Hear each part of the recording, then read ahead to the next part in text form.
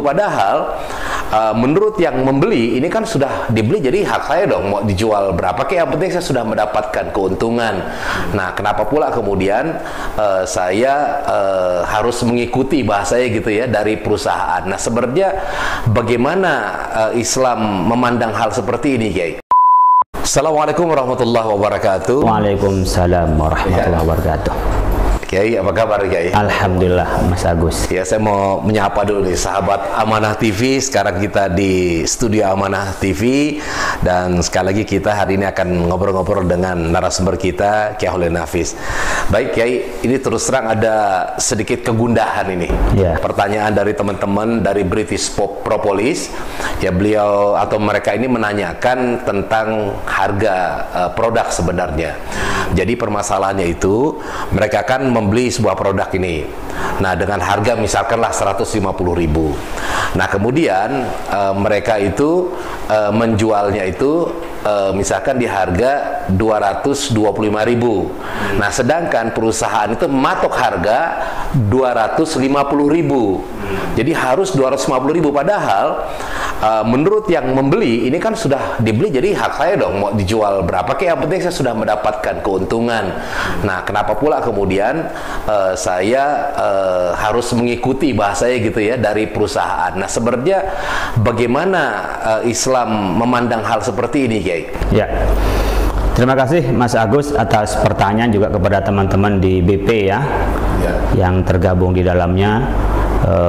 Dalam hal ini kita membeli produk BP itu, lalu ada kewajiban untuk menjual dengan harga yang sama di masyarakat, 250.000. Sementara ada berdalih, saya kan udah beli, urusan saya dong.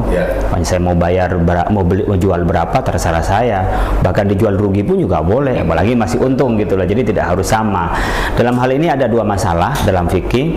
Yang satu masalah penentuan harga, yang kedua ada syarat penjualan yang harus sama. Pertama berkenaan dengan penentuan harga. Di dalam Al-Quran sebagaimana disebutkan oleh Imam Ahmad bin Hanbal, tidak ada ketentuan harganya itu berapa. Itu diserahkan kepada publik. Pasar maksudnya? Ada pasar seperti apa. Bahkan ketika Rasulullah SAW itu diminta oleh para sahabat untuk menentukan harga karena harga tidak stabil di pasar, Nabi mengatakan selama itu tidak ada kecurangan, Allah lah yang maha memberi harga.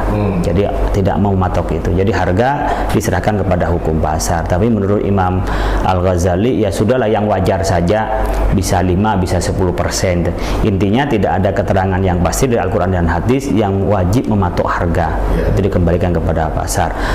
Nah, di dalam penentuan harga ini ya tentunya kembali kepada yang layak. Mau dihargain berapa terserah.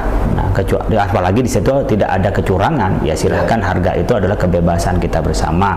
Tetapi ya kita harus mengikuti pada batas kewajaran. Jangan sampai ada berlipat ganda sampai haji mumpung orang butuh, saya hargain yang mahal. Jadi selagi harga itu masih wajar, tidak ada kecurangan, disampaikan apa adanya, itu sah-sah saja.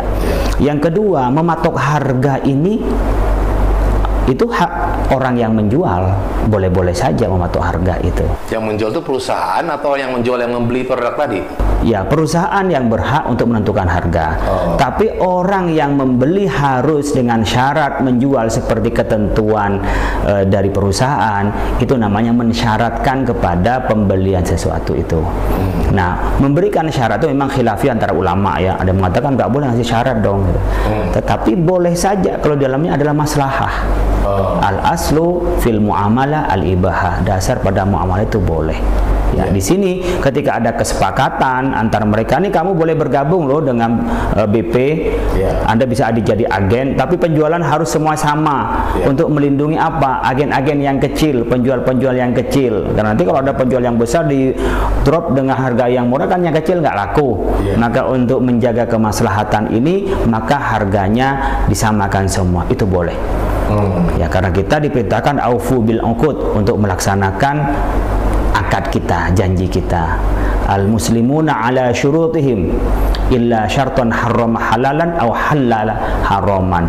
Jadi orang Islam itu terikat dengan perjanjiannya. kecuali janji itu menghalalkan yang haram atau mengharamkan yang halal. Maka ketika di BP itu dibuka, ayo siapa yang mau jadi agen, siapa yang jadi mitra kita, kemudian ada kesepakatan semua harganya 250.000, maka semua harus mengikuti, karena ketika dia membeli dan ketika dia bermitra berarti sepakat dengan aturan syarat itu.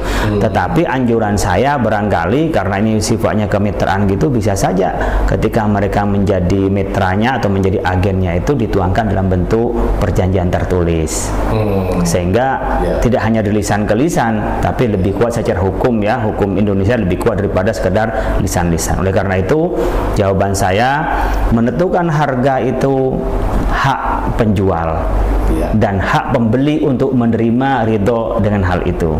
Tetapi bagi kita baiknya jangan melampaui kewajaran.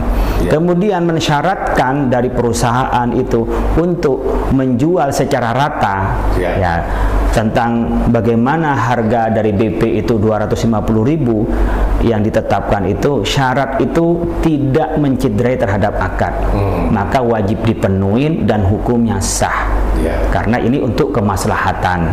Dan selama itu ada kesepakatan dan di situ kemaslahatan, maka orang Islam yang bersepakat dan berjanji itu harus memenuhi kesepakatan dan janjinya. Terima kasih, mudah-mudahan bermanfaat. Baik, terima kasih Kiai dan sahabat sekalian. Mungkin juga ada kasus-kasus yang sama ya di antara dengan teman-teman di British Propolis ini. Ya, apa yang disampaikan Kiai ini sudah jelas sekali, memberikan gambaran yang tepat apa yang harus dilakukan. Terima kasih, insya Allah kita akan berjumpa kembali dalam program podcast dari Amanah TV. Assalamualaikum warahmatullahi wabarakatuh. Waalaikumsalam warahmatullahi wabarakatuh.